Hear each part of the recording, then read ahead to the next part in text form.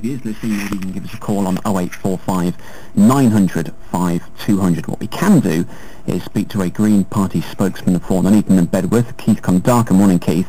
Good morning. Your role in this is that you're the complainant here, so just explain your concerns, if you would, first of all. Yeah, it started back in April when I was trying to find out how much the councils are spending on cycling, driving, taking the bus, and I found out that the Cllr Heatley's expenses went up from £6,500 the year before to £8,600 per year. And when I looked in detail at those expenses, he seemed to be travelling by first class on the trains, which was against the rules the councillors had voted for themselves. And he also seemed to be travelling a very excessive distance to get to places like Shire Hall and to get to Nuneaton. Okay, and the points that we have heard back from Cllr Heatley, what he said is, the reason that I travel first class is simply because I can do council business. I can hold meetings and such things and talk about some fairly confidential, high-profile council business on the train in first class. So your reaction to that, then?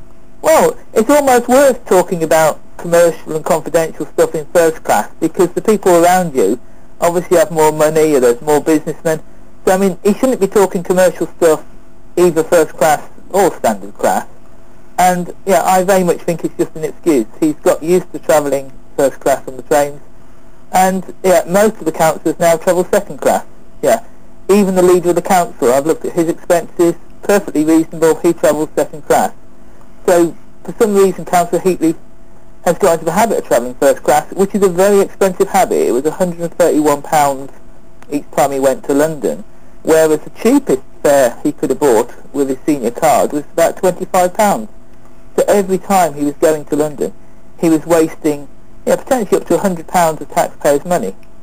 Now, don't get me wrong, £2,000 is a lot of money. You're saying the difference in between the 2 years was £6,500 to £8,600, so just over £2,000. Don't get me wrong, it's a lot of money. But if you're looking to save the taxpayer money in Warwickshire, surely there are other areas where you could be saving tens, possibly hundreds of thousands, rather than just 2,000 comparatively. But it's not about saving money, it's about having... It's about not wasting it, isn't it? Yeah, there's also if you've got someone who's in charge of all the money and previously is in charge of the environment, if they're driving as far as they can, bumping up their expenses claims, and doing some ridiculous claims, like he claimed 20 miles round trip from his farm to Bermuda Village, which is just the opposite side of the A444. So there are serious questions about these claims, and if he can't put in his expenses claims correctly, and benefits by maybe £2,000 a year in doing so, surely he's not the right person to be running the finances of Warwickshire County Council. Well, he would say whether it's 10 miles or 2 miles, it's an out-of-pocket expense and he's entitled to claim that mileage back.